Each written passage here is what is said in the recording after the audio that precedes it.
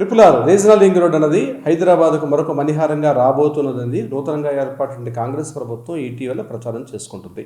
ఈ యొక్క బృహత్తర ప్రణాళిక, ఈ బృహత్తర కార్యక్రమం అనేది ఇప్పుడే కాదు, ఇది యాక్చువల్గా గడచిన ప్రభుత్వం అంటే బీఆర్ఎస్ ప్రభుత్వం ఏర్పాటు చేసిన సమయంలోనే ఈ రీజనల్ రింగ్ రోడ్ కార్యక్రమం ఇప్పుడు కూడా కాదు, ఇంకా క్లియర్గా చెప్పాలంటే రాజశేఖర రెడ్డి గారి టైంలోనే అంటే 2008లో మొట్టమొదటిగా హెచ్ఎండిఏ మాస్టర్ ప్లాన్ ఏర్పాటు చేసినప్పుడే ఈ మాస్టర్ ప్లాన్లో ఉన్నటువంటి ఇన్నర్ రింగ్ రోడ్తో పాటు అంటే ఇప్పుడు ఏదైతే అవుటర్ రింగ్ రోడ్ అంటున్నామో ఈ అవుటర్ రింగ్ రోడ్తో పాటు రీజనల్ రింగ్ రోడ్ అనేది మరొక రోడ్డు కూడా అంటే అద్భుతమైన రోడ్డు కూడా సిటీలో ఉన్న అనేక వెహికల్స్ అనేది సిటీలో రోడ్ జామ్ అయిపోకుండా ట్రాఫిక్ జామ్ అవ్వకుండా సిటీలోకి రాకుండానే మరలా అంటే 2008లో ఎప్పుడైతే ఆ మాస్టర్ ప్లాన్ ఏర్పాటు చేసి విత్ ఇన్ 10 years అంటే 2014-2015లో ఈ అవుటర్ రింగ్ రోడ్ కంప్లీట్ చేసిన తర్వాత అదేవిధంగా రీజనల్ రింగ్ రోడ్ అన్నది 2024-2025 కంప్లీట్ చేయాలని ఆనాటి రాజశేఖర రెడ్డి గారి ప్రభుత్వం మాస్టర్ ప్లాన్ ఏర్పాటు చేసినప్పుడే దాన్ని కన్ఫర్మ్ చేయడం జరిగింది.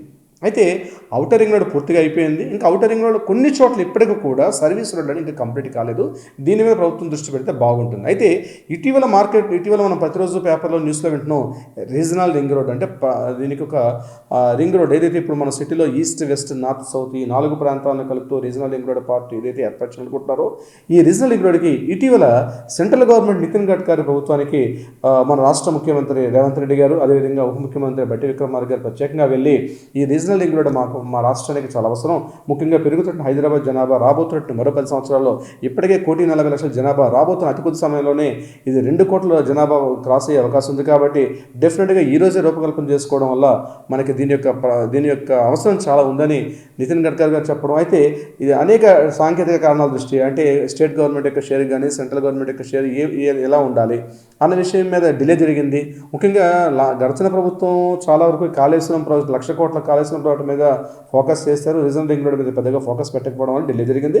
అయితే ఇటీవల కాంగ్రెస్ ప్రభుత్వం నూతనంగా ఏర్పాటైనటువంటి కాంగ్రెస్ ప్రభుత్వం దీని మీద దృష్టి సారించి సెంట్రల్ గవర్నమెంట్ని కలిసి చర్చలోకి తీసుకెళ్లి ఈ ప్రాంతీయ రింగ్ రోడ్ అనేది కంప్లీట్ చేసుకుంటూ వచ్చారు. అయితే దీన్ని 2 పార్ట్స్గా డివైడ్ చేసినప్పుడు నార్థన్ పార్ట్ అంటే ఉత్తర భాగంగా అలాగే సౌత్ పార్ట్. ఉత్తర భాగం అంటే ఏంటి, కరీంనగర్ నిజామాబాద్ హైవేస్ అంటే హైదరాబాద్ నుంచి ముంబై నేషనల్ హైవే రోడ్లో ఉన్నటువంటి పెద్దాపూర్ దగ్గర, అదేవిధంగా మనకి నాగ్పూర్ హైవే రోడ్లో ఉన్నటువంటి తూప్రాన్పేట దగ్గర, అదేవిధంగా నాగ్పూర్ హైవే రోడ్డు ఈ ప్రాంతాన్ని టచ్ చేసుకుంటూ వరంగల్ హైవేని టచ్ చేసుకుంటూ అంతా కూడా ఈ ప్రాంతం అంతా కూడా నార్థన్ పార్ట్గా డిసైడ్ చేస్తే సౌత్ పార్ట్ కిందకు వచ్చేసరికి విజయవాడ చౌటుపాల్ రోడ్ నుంచి మొదలుకొని షాద్ నగర్ వరకు ఉన్న ప్రాంతాన్ని దక్షిణ భాగంగా డివైడ్ చేశారు.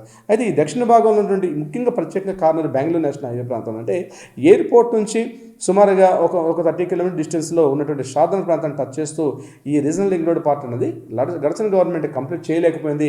రీసెంట్గా ఫామ్ అయిన గవర్నమెంట్ స్థలాల యొక్క సేకరణ అంటే భూసేకరణ పనిలో ఆర్డీఓలకు కానీ కలెక్టర్స్ గారు కూడా దిశానిర్దేశం చేయడం జరిగింది. తొందరలోనే ఈ రీజనల్ రింగ్ రోడ్ కూడా ఏర్పాటు అవడం జరుగుతుంది. అయితే దీన్ని దృష్టిలో పెట్టుకొని మన రాష్ట్ర ముఖ్యమంత్రి గారు ఏం సెలవు ఇచ్చారంటే అవుటర్ రింగ్ రోడ్డుకి రీజనల్ రింగ్ రోడ్డుకి మధ్యగా ఉన్నటువంటి కొన్ని ప్రాంతాలని ప్రత్యేకంగా శాటిలైట్ టౌన్షిప్స్ అని ఏర్పాటు చేస్తాం.